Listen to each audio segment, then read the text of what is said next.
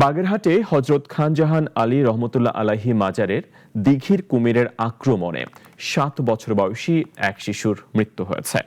দিঘিতে গোসল করতে নামলে কুমিরে টেনে নিয়ে যায় শিশুটিকে। দীর্ঘ ৮ ঘন্টা পর ক্ষতবিক্ষত অবস্থায় তার মরদেহ পাওয়া যায়। এলাকায় বিরাজ করছে শোকের ছায়া। বাগেরহাট থেকে মুশফিকুর রহমান মেহেদীর প্রতিবেদন, জানাচ্ছেন মোস্তফা কামাল তোহা।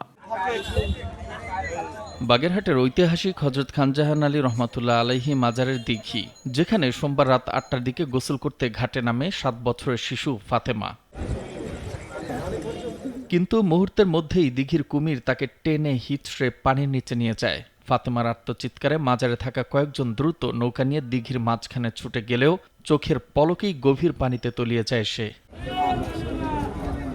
ঘটনার পর ফায়ার সার্ভিস এসে দিঘিতে দীর্ঘক্ষণ উদ্ধার অভিযান চালালেও শিশুটির কোনো সন্ধান পায়নি। পরবর্তীতে নিখোঁজের দীর্ঘ ৮ ঘন্টা পর দিঘির পানি থেকে ফাতেমার ক্ষত বিক্ষত মরদেহ উদ্ধার করেন স্থানীয়রা। আমাদের স্থানীয় এখানে থাকে এক পাগল, তার সাথেরই মেয়ে বেশ কিছুদিন ধরে এখানে থাকে। তা সন্ধ্যার সময় গোসল করতে নামছে, তা তার মাও সাথে ছিল, কিন্তু যে কোনো কারণবশত হঠাৎ করে কুমির চলে আসাতে বাচ্চাটা উঠতে পারে নাই, কুমির তারা আক্রমণ করে বসছে। তো এখানে এই ঘটনা একের পর এক ঘটেই যাচ্ছে। ফার্স্টলি এখানে এখন নিরাপত্তা জরুরি, ভীষণভাবে জরুরি নিরাপত্তা। ধরে নিয়ে চলে গেছেন। আর আম্মু মহিলা কেটে শোয়া, পাগল তো ফাতেমা আমার কাছে থাকতো। প্রাণ হারানো ফাতেমার মা একজন মানসিক রোগী। একমাত্র সন্তানকে হারিয়ে তার বুক ফাটা আর্তনাদে ভারী হয়ে ওঠে মাজার প্রাঙ্গণ।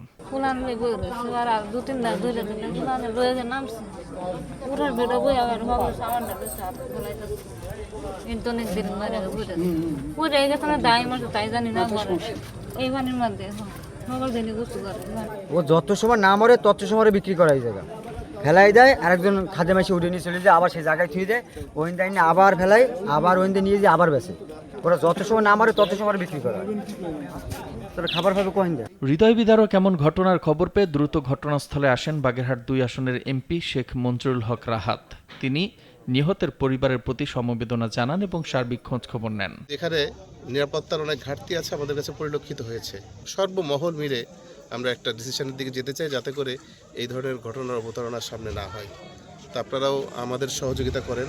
দুপুরে জোহরের নামাজের পর স্থানীয় কবরস্থানে নিহত ফাতেমার জানাজা ও দাফন সম্পন্ন হয়। মোস্তফা কামাল তোহা, নাগরিক।